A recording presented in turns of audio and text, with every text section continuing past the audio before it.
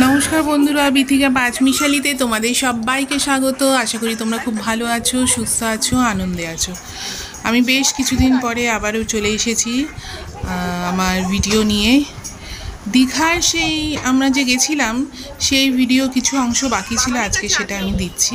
তো এখানে আমি আর আমার বন্ধু শাশ্বতী বসে আছি টিকিট কাটার জন্য। আসার সময় তো মানে দীঘাতে যাওয়ার সময় আমরা এসি বাসে গেছিলাম, কিন্তু সেটা খুবই বেদনাদায়ক।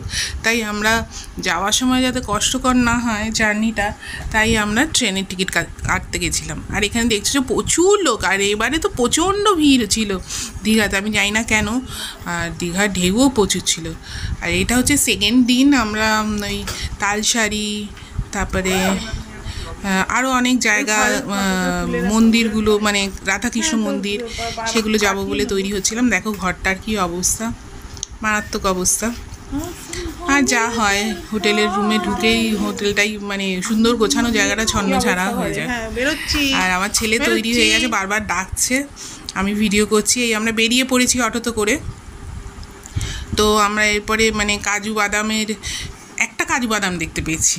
কাজু বাদাম বললো যে চাষ তুলে নিয়ে চলে গেছে। কাজু বাদামের যে বাগানটা, সেখানে একটা দুটো কাজু বাদাম রয়েছে। এই যে সেই কাজু গাছটা, যেটাতে আমি একটা দুটো কাজু বাদাম খুঁজে পেয়েছি। বাকি নাকি ওর মানে তুলে নিয়ে চলে গেছে, এখন চাষ হয়ে গেছে, কাজু বাদামগুলো নিয়ে চলে গেছে। রাস্তাটা কিন্তু খুবই সুন্দর ছিল। দেখো আমি রাস্তাটা দেখিয়েছি, চারপাশটাও বেশ সুন্দর ছিল এবং রাস্তাটাও আমার খুব ভালো লেগেছে।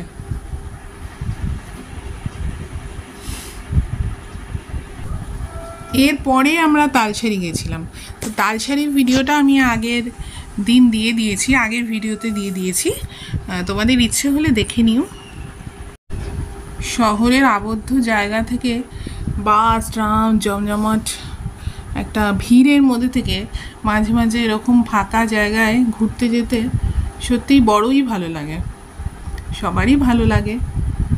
আর তোমরা কোথায় কোথায় গেছো এই ছুটিতে, গরমের ছুটিতে, আমাকে লিখে জানিও। কিন্তু তোমরা যদি কমেন্ট না করো, বেশি বেশি করে কমেন্ট করবে। কমেন্ট না করলে আমি তোমাদের নামটা দেখতে পাচ্ছি না, তা আমি বুঝতেই পারছি না কারা কারা তোমরা দেখছো। আর আমি ধন্যবাদও জানাতে পারছি না, নাম নিয়ে যে ধন্যবাদ জানাবো সেটাও হয়ে উঠছে না। তাই তোমরা একটু লিখে, কষ্ট করে লিখে আমাকে কমেন্ট করো। আর বারবারই আমি দীঘা সমুদ্র দেখাচ্ছি, এত সুন্দর জোয়ার, এত সুন্দর ঢেউ, সেটা দেখাতেই বারবার ইচ্ছে করছে। এটা না লাস্ট দিন সকালবেলা তো আমরা গেছি, খুব হাওয়া দিচ্ছিল। আর দেখো সবাই মানে এই হাওয়াটাকে আর সমুদ্রের ঢেউটাকে খুব ফিল করে দেখছে। আমার ছেলেও খুব ফিল করে দেখছে। তো আমি ওকে বলছি চা খেতে আয়, চা খেতে আয়, একটু মানে সমুদ্রের ধারে চা খেতে, সমুদ্রের ঢেউ দেখতে দেখতে চা খাবো, বেশ ভালো লাগবে বলো। সেটার জন্যই ওকে বাবা ডাকছিলাম। আমি তো নাইটি পরেই চলে গেছি সেদিন, আর অন্য ড্রেস করিনি। তো আমি চারদিকটা তোমাদের দেখাচ্ছি বারবার করে। আমার এই কানের দুলটা আমার ওই বান্ধবী আমাকে কিনে দিয়েছে, ওখান থেকেই কিনে দিয়েছে, বেশ সুন্দর না? তো এরপরে আমি আর আমার ছেলে চা খেলাম, বিস্কুটও খেলাম। ওদের সবাইকে জিজ্ঞাসা করেছি যে তোরা চা খাবি, তো ওরা বললো না চা খাবো না, আমরা ব্রেকফাস্ট করব। তো তাই আমি আর আমার ছেলেই চা খেলাম। এই যে এখানে বসে আমি আর আমার ছেলে চা খাচ্ছি। একটা বেশ বড় দেখে গোল বিস্কুট নিয়েছি, বিস্কুটটা বেশ ভালো খেতে ছিল। আর চারিদিকে লোকজন দেখতে দেখতে। তো কলকাতা থেকে দীঘায় গেছি মানে এই নয় যে কলকাতাকে খুব মিস করেছি, কারণ এবারে যা দীঘাতে লোকজন দেখেছি। আর স্নান করতে তো মানে মনে হচ্ছে, বলতে লাগছে দাদা একটু সরে দাঁড়ান, একটু সরে স্নান করুন, মানে এরকমই গিজিগিজি করছে লোক। কিন্তু সমুদ্র দেখতে, ফাঁকা জায়গা, অত বড় সমুদ্র দেখতে কার না ভালো লাগে, তাই না? এরপরে আমরা ডিম পাউরুটিও খেয়েছিলাম। এখানে সি বিচে যেমন এরকম বড় বড় পাথর, আর ওশিয়ানা বলে যে সি বিচটা, সেটাতে পাথরগুলো না ফ্ল্যাট ফ্ল্যাট, সেখানে আর কি মানে দাঁড়াতে সুবিধা হয়, কিন্তু সেখানেও প্রচণ্ড ঢেউ। আমরা যেতে যেতে সন্ধ্যাও হয়ে গেছে। আর একটু আগে গেলে, কারণ আমাদের তালসারিতে অনেক দেরি হয়েছিল, ওই শাশ্বতীর মেয়ে চশমা পড়ে গেছে, পায়েও নি খুঁজে, সেই খুঁজতে খুঁজতে দেরি হয়ে গেছিলো, তো তার জন্য সন্ধ্যা হয়ে গেছিলো।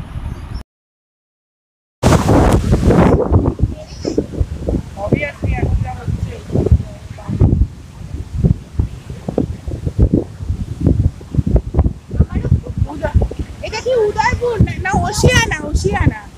Oceana sea beach. সন্ধ্যা হয়ে গেছিলো বলে একটু অন্ধকারের মধ্যে লাইট অতটা পাচ্ছে না, একটু আগে আগে গেলে হয়তো ভালো ফটো উঠতো। যাই হোক, পরের বার গেলে কখনো তখন ভালো ফটো তুলবো, ভিডিও তুলবো। কিন্তু সি বিচটা খুব সুন্দর। হ্যাঁ, এই এখন আজকের আমরা সব বিদায় নিচ্ছি দীঘার থেকে। সব গোছানো হয়ে গেছে, শুধু শাশ্বতীর চুল আসানো হয়নি। আর ও কি এখন একটা সানস্ক্রিন কাটবে, তাতে একটুখানি আছে। এই যে আমার ছেলে সেদিকে বসে আছে তৈরি হয়ে, আর এটা হচ্ছে আমার সাজ। হো গেয়া, টাটা বাই বাই। ঘরটাকে বলে যাচ্ছি টাটা বাই বাই।